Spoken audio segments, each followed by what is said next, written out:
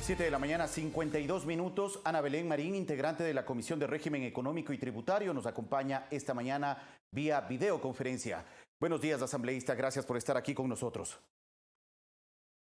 Buenos días, estimado Fabrizio. Un saludo cordial a todos ustedes y a todos quienes nos están mirando esta mañana. Muchas gracias. Gracias a usted por acompañarnos. Bueno, ¿cuáles son las expectativas en la Asamblea Nacional frente a esta propuesta de objeciones planteadas por el presidente de la República a la propuesta de ley humanitaria?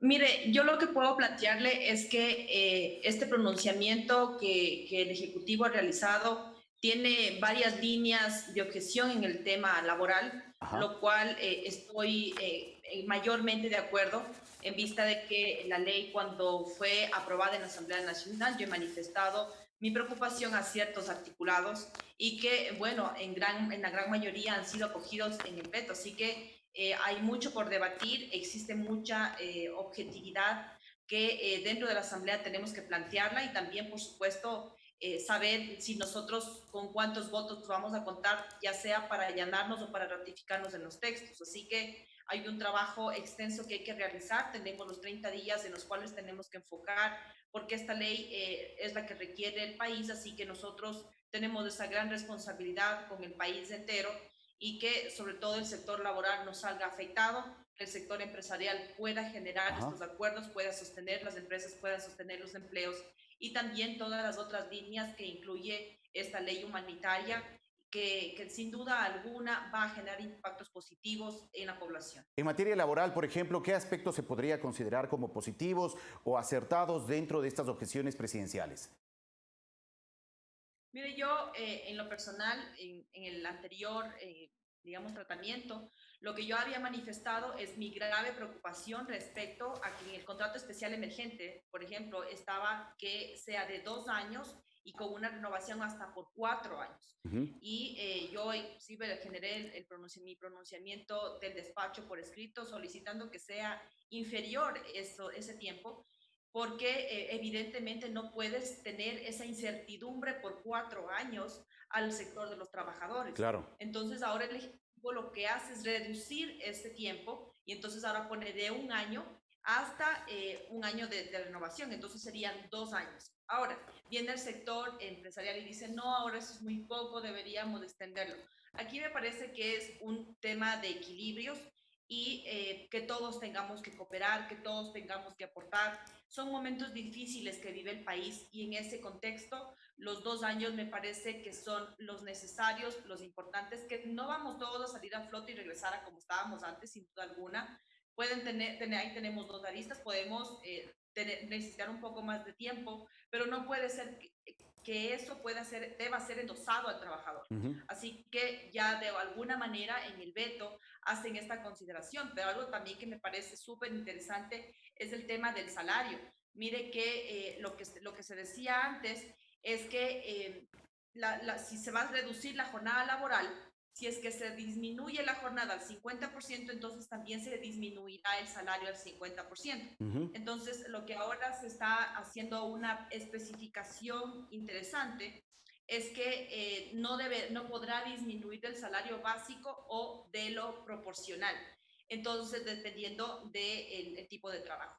Esas especificaciones son muy interesantes porque, claro, la preocupación nuestra ha sido que no hablo como bancada, sino en lo personal y con algunos colegas asambleístas, que no puede ser que se disminuya al 50% el tema del salario cuando son ya derechos adquiridos. Entonces, aquí qué bueno que se ha reconsiderado esto en contexto, pero por otra línea, yo creo que en el tema laboral se han dado grandes aportes, grandes, digamos, intereses muy, muy importantes, como por ejemplo cuando ya tienen que llegar también a los acuerdos entre las partes, ¿no es cierto? Ajá. Entre el trabajador y los trabajadores deben llegar a acuerdos, y si se llegan a acuerdos existen los incentivos para el sector empresarial.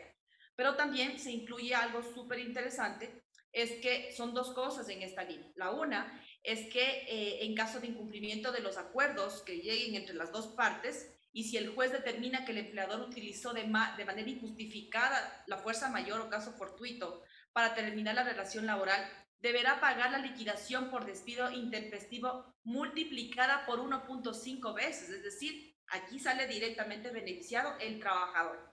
Y la otra línea también sumamente importante es que cuando en esta época esté en vigencia el contrato emergente, estamos en momentos de crisis, es que no se permitirá la distribución de los dividendos y que esos dividendos sean incorporados en la empresa para que pueda salir adelante la empresa. De Entonces, acuerdo. estos candados que de alguna manera se ponen a un sector y a otro sector, a eso es a lo que yo me refiero, de generar ese equilibrio que definitivamente es lo que se necesita para salir de crisis. Todos tenemos que aportar, todos tenemos que apoyar y esto de alguna manera requiere de esfuerzos de los distintos sectores que no es fácil, no es sencillo, pero tenemos que de alguna manera hacerlo porque de lo contrario no podemos dejarnos o posicionarnos solo en un ¿Ok? lado, debemos tener una posición holística y que esa posición holística permita que los sectores que generan empleo, los sectores productivos, no dejen de generar, por ejemplo, divisas y que este crecimiento productivo paulatino vaya enfocado a sostener el empleo, a que los empleadores no desistan de una reducción de capital y que, por supuesto, esa reinvención de la empresa tenga la posibilidad de sostener sus empleados y pagarlos de manera adecuada. Claro que sí, asambleísta. Ya estamos cerrando, se nos acaba el tiempo, pero recordemos brevemente, muy puntualmente, cómo están los plazos para ya aprobar esta propuesta de ley. Mire, a nosotros nos ha llegado el día miércoles ya el veto presidencial. Ajá. Nosotros a partir de ello tenemos 30 días.